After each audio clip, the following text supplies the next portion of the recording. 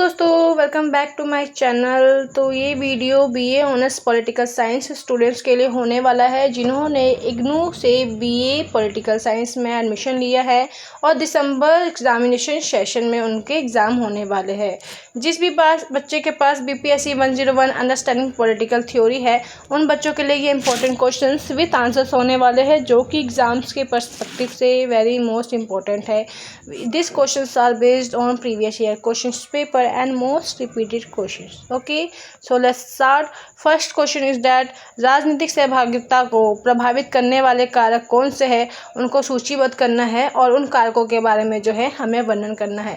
So guys, if you are BA students तो आपको पता होगा कि आपको जो है अपने आंसर्स को कैसे लिखना है। अब आप छोटे बच्चे नहीं हैं, अपने आंसर्स को आपको प्रेजेंट करना आना चाहिए। आपको जो भी क्वेश्चन में पूछा गया है उसके बारे में सबसे पहले इंट्रोडक्शन लिखना होता है। देन उसके बाद क्वेश्चंस की मेन पॉइंट को आपको नीचे पॉइंट्स पे लिखना होता है, पैराग्राफ में नहीं लिखना होता है। जो पॉइंट्स है उन पॉइंट्स को आपको हेडिंग में मेंशन करना होता है एंड एट द एंड आपको जो है निष्कर्ष लिखना होता है, तभी एग्जामिनर आपको फुल मार्क्स देगा। ओके, सो क्वेश्चन में जो है हमसे पूछा गया है कि जो राजनीतिक सहभागिता है उसको कौन से कारक जो है प्रभावित करते हैं। तो इंट्रोडक्शन में हम बताएंगे कि जो राजनीतिक सहभागिता है इसका एग्जैक्टली मीनिंग क्या होता है। राजनीतिक सहभागिता मतलब पॉलिटिकल पार्टिसिपेशन। ओके, तो बेसिकली अगर आप देखोगे तो जो पॉलिटिकल पार्टिसिपेशन है उसका मतलब ये होता है कि आप कैसे वोट दे रहे हो, किसको वोट दे रहे हो। ये लोगों का नज़रिया सिर्फ इतना ही होता है कि वो सोचते हैं कि अगर हम वोट दे रहे हैं तो हम राजनीति में सहभागिता निभा रहे हैं, लेकिन नहीं। राजनीतिक सहभागिता का जो क्षेत्र है वो बहुत ज़्यादा विस्तृत है। कैसे, मैं आपको बताती हूँ। जो लोग सिर्फ मतदान करते हैं वही राजनीतिक सहभागिता में भाग नहीं निभाते। जो लोग दल बना रहे हैं, मतलब पॉलिटिकल पार्टी बना रहे हैं, जनसभा बना रहे हैं, प्रोटेस्ट कर रहे हैं, जो सरकार नीतियाँ बना रही है उस पर अपनी राय दे रहे हैं। अगर सरकार की बनाई हुई नीतियाँ लोगों को अच्छी नहीं लग रही या उसके हित में नहीं लग रही तो वो उसके खिलाफ क्या कर सकते हैं, आंदोलन कर सकते हैं, आंदोलन में भाग ले सकते हैं। तो इन सारी तरीक़ों से जो है एक व्यक्ति क्या करता है, राजनीति में अपनी सहभागिता निभाता है और यही होता है राजनीति में सहभागिता निभाना। ये किसी भी लोकतांत्रिक देश, जो कोई भी ऐसा डेमोक्रेटिक स्टेट है, तो उसमें अगर आप राजनीति में सहभागिता निभा रहे हो, इसका मतलब है कि आपका जो देश है, आपका जो सरकार है वो एक अच्छी सरकार है और बनेगी, मतलब सशक्त और मजबूत रहेगी। राजनीतिक सहभागिता को बहुत सारे जो कारक है वो इम्पैक्ट करते हैं, जिसमें से हम कुछ कारकों के बारे में बताएंगे विच इस व्यक्तिगत, मतलब कि पर्सनल। सामाजिक कारक भी जो है राजनीतिक सहभागिता को प्रभावित करते हैं। आर्थिक, सांस्कृतिक और राजनीतिक जीवन से जुड़े होते हैं। ये सारी जो कारक है, ये सारी कारक राजनीतिक सहभागिता को प्रभावित करते हैं। सबसे पहले हम बताएंगे कि शिक्षा कैसे। व्यक्तिगत में जो है शिक्षा आ रहा है। व्यक्तिगत में शिक्षा का मतलब ये है कि अगर कोई व्यक्ति एजुकेटेड है, अगर आप पढ़े लिखे हो, तभी आपको पता होगा कि जो आपका एक वोट है उसकी कीमत कितनी ज़्यादा है। अगर आप वोट नहीं देते या अगर आपका जो वोट है वो गलत हाथों में, गलत नेता के हाथों चल जाता है तो देश का भविष्य कैसा होगा आपको पता है। If you are guys educated तो आपको पता है कि आपका एक वोट कितना ज़्यादा कीमती है। आपका एक वोट जो है अपने देश के भविष्य को बना भी सकता है और अंधकार में भी डाल सकता है। So let's read. जो शिक्षा है वो राजनीतिक जागरूकता को बढ़ाने का सबसे महत्वपूर्ण साधन है। जैसे कि मैंने आपको बताया, अगर कोई व्यक्ति एजुकेटेड है, शिक्षित है, तो वो राजनीति के इम्पोर्टेंस को समझता है और सरकार की नीतियों का जो है विश्लेषण करता है। मतलब जो भी सरकार नीतियाँ बना रही है उसके बारे में चर्चाएँ करता है, विश्लेषण करता है, मतलब निष्कर्ष निकालता है कि जो भी सरकार ने नीति बनाई है वो देश के कितने हित में है, उस व्यक्ति के पर्टिकुलर कितने हित में है, या फिर ये नीति सिर्फ सरकार के हित में है। वह जानता है कि उसका वोट कितना कीमती है, वोट किसको देना है और उसका वोट जो है देश का भविष्य तक प्रभावित करता है। पढ़े लिखे लोग क्या करते हैं, चुनाव में भाग लेते हैं। संविधान में जो उनके लिए अधिकार है उनके प्रति वो संवेदनशील होते हैं। उन्हें पता है कि उनके पास क्या राइट्स है और उन्हें ये भी पता है कि राइट्स के साथ जो है उन्हें कुछ ड्यूटीज़ भी मिली होती हैं। इसलिए शिक्षा का स्तर सबसे महत्वपूर्ण होता है जहाँ से लोग क्या करते हैं, पॉलिटिक्स में पार्टिसिपेशन करते हैं। सेकंड जो है मेन फैक्टर वो माना जाता है आर्थिक स्थिति। तो आर्थिक स्थिति से मतलब ये है कि आपका जो है समाज में स्थिति कैसी है, मतलब आप किस तबके में आ रहे हो, गरीब हो, अमीर हो, मिडिल क्लास हो। अगर कोई व्यक्ति पढ़ा लिखा है, एजुकेटेड है, वो अमीर है, तो उसके पास इतना टाइम है कि वो वोट दे, वो पॉलिटिक्स में भाग ले। अगर कहीं जनसभा हो रही है या आंदोलन हो रहा है तो उसमें जो है वो अपना पार्टिसिपेशन करे। लेकिन अगर कोई गरीब व्यक्ति है तो वो तो सिर्फ यही सोचेगा कि उसको अपना रोज़मर्रा का कार्य करना है, डेली बेसिस पे कमा के लाना है। उसे पता है कि अगर वो एक दिन बाहर कमाने नहीं जाता तो उस रात में उसके घर में चूल्हा चौका नहीं जलेगा। तो ये डिफरेंस होता है कि अगर आपकी आर्थिक स्थिति ठीक नहीं है तो आप ये प्रेफर करते हो कि आपको अपने रोज़मर्रा अपनी लाइफ को सुधारना है, ना कि राजनीति में पार्टिसिपेशन करना है। लेकिन कई बार ऐसा होता है कि जब सरकार की नीतियाँ ज़्यादा क्रूर हो जाती है तो व्यक्ति जो अक्षम है या गरीब है वो भी सरकार की नीतियों में के खिलाफ जाके जो है आंदोलन या प्रोटेस्ट करते हैं। ऐसा देखा गया है। जैसे कि अभी आपने देखा था किसान आंदोलन हुआ था, तो उसमें गरीब से गरीब किसानों ने भी अपनी सहभागिता निभाई थी। आर्थिक स्थिति व्यक्ति की राजनीतिक भागीदारी को बहुत ज़्यादा प्रभावित करता है। कैसे? जो व्यक्ति आर्थिक रूप से सक्षम है, उसके पास संसाधन है, टाइम है और साधन है, वह क्या करता है, राजनीति में अपनी सहभागिता निभाता है। वही जो व्यक्ति गरीब है वो अक्सर यही सोचता है कि उसे जो रोज़मर्रा की ज़रूरतें पूरी करनी ज़्यादा इंपॉर्टेंट है, इसलिए वो क्या करता है, राजनीतिक गतिविधियों में बहुत कम पार्टिसिपेशन करता है या फिर करता ही नहीं है। हालांकि जब आर्थिक असमानता बहुत ज़्यादा बढ़ जाती है तब जो गरीब व्यक्ति है वो क्या करता है, आंदोलन के माध्यम से अपने आवाज़ उठाते हैं और सरकार से अपने लिए गुहार करते हैं। थर्ड पॉइंट है सामाजिक स्थिति और जाति। भारत जैसे समाज में जाति और सामाजिक स्थिति जो है वो बहुत ज़्यादा इंपॉर्टेंट रोल प्ले करती है। कैसे? आप जानते हो कि आज भी आप देखोगे इंडिया में तो जो जाति है उसके आधार पे ही जो है मतदान लोग देते हैं या फिर लोग वोट में खड़े होते हैं। अब अगर आप देखोगे कि कुछ पिछड़े या फिर जो दलित समुदाय है जिनको आज हम समाज में हाशिए में रखते हैं, अब वो एजुकेटेड है तो उन्हें पता है कि उनके पास क्या राइट्स है और इसलिए वो भी क्या करते हैं, वोटिंग देते हैं। जिससे क्या होता है कि जो हमारी लोकतंत्र है, जो हमारा डेमोक्रेसी है, वो और ज़्यादा मजबूत हो जाता है। कुछ जो जातियाँ हैं वो ऐतिहासिक रूप से राजनीति से जुड़ी रही है, आज़ादी से या आज़ादी के समय के बाद से, लेकिन कुछ जो है वो कुछ समय पहले ही जुड़ी है।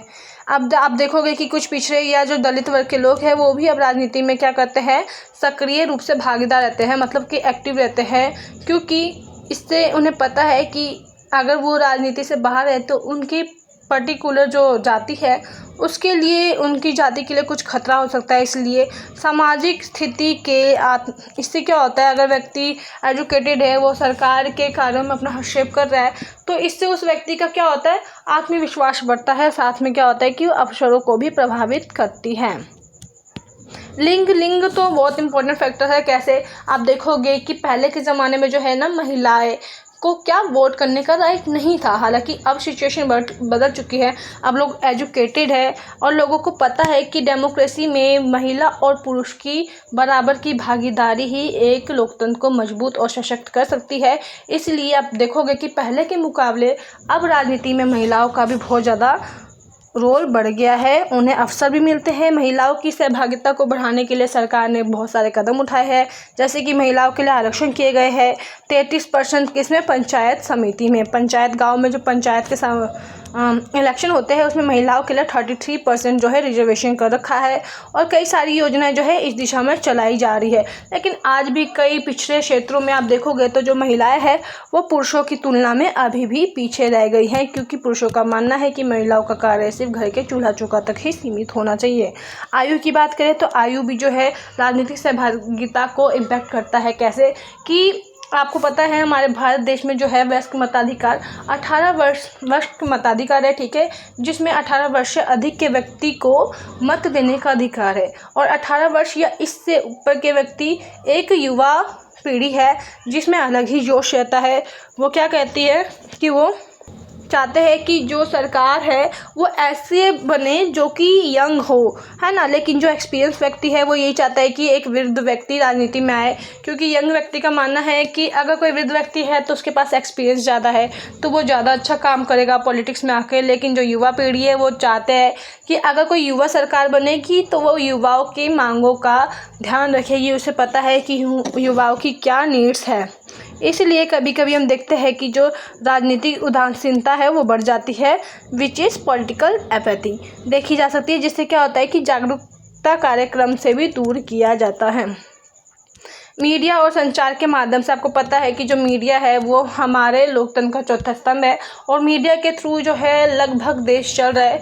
हालांकि आज की मीडिया का अलग ही हालत हो रखा है, लेकिन हम देखेंगे कि TV, newspaper, social media, internet के माध्यम से भी जो लोग हैं वो राजनीति में बहुत ज़्यादा सक्रिय है। क्योंकि आप देखोगे कि आजकल आपको ट्विटर, इंस्टाग्राम हर जगह जो है बैठे बैठे आपको पता लग जाता है कि देश के किस कोने में क्या समस्याएं आ रही है और किस तरीके से लोग उसको हैंडल कर रहे हैं। लाइक अभी नेपाल का आप सीन देख सकते हो, तो आप नेपाल तो गए नहीं थे, आपको पता नहीं है ना कि नेपाल में कैसे तानाशाह सरकार के प्रति आंदोलन हुआ है। आप घर बैठे तो पता नहीं कर सके ना, आपके पास सोशल मीडिया है, इंटरनेट है, तभी आपको पता लगा कि नेपाल में इस वक्त क्या सिचुएशन हो रखी है। सोशल मीडिया ने खासकर जो युवा पीढ़ी को राजनीति से जोड़ रखा है, क्योंकि आजकल हर एक युवा व्यक्ति के पास फ़ोन है और इंटरनेट होता है।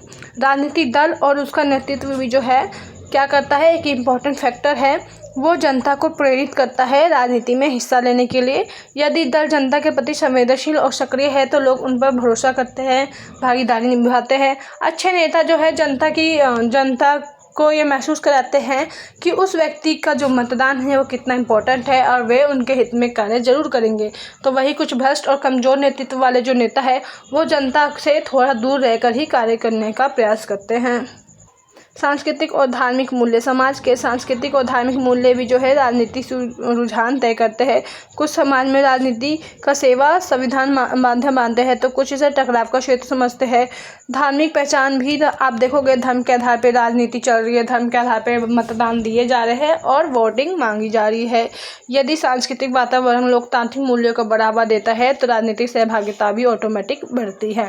राजनीतिक जागरूकता और अनुभव, आप देखोगे कि जिन लोगों के पास ज़्यादा जानकारी और अनुभव होता है वे ज़्यादा सक्रिय होते हैं पॉलिटिक्स में।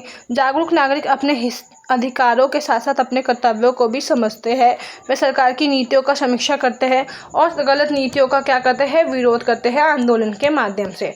तो लास्ट में आप कंक्लूजन में अपना व्यू बताओगे कि जो राजनीतिक सहभागिता है वो किस तरीके से किसी लोकतंत्र की जो है जीवन रेखा है। जब सभी वर्ग, अमीर, गरीब, महिला, पुरुष, युवा, वृद्ध समान रूप से राजनीति में भाग लेते हैं तभी सशक्त और स्थायी नेता बनता है। समाज का हर एक तबका, चाहे वो अमीर हो, गरीब हो, स्त्री हो, पुरुष हो, कोई भी व्यक्ति हो, अगर वो 18 वर्ष से अधिक का है और वो मतदान कर पा रहा है फ्रीली या फिर अपनी दल बना पा रहा है, तभी जो हमारा लोकतंत्र है वो ज़्यादा परमानेंट स्थायी रहेगा और इम्पोर्टेंट मतलब सशक्त रहेगा। ये सब किस चीज़ के माध्यम से हो सकता है, शिक्षा के माध्यम से हो सकता है, आर्थिक समानता के माध्यम से हो सकता है, समाज में सामाजिक न्याय होना चाहिए, जागरूकता होनी चाहिए। इन सब के माध्यम से क्या होगा, राजनीतिक सहभागिता बढ़ेगी और एक जागरूक नागरिक जो है वो लोकतंत्र की नींव रखता है। तो आज के लिए इतना ही। नेक्स्ट वीडियो में नेक्स्ट क्वेश्चन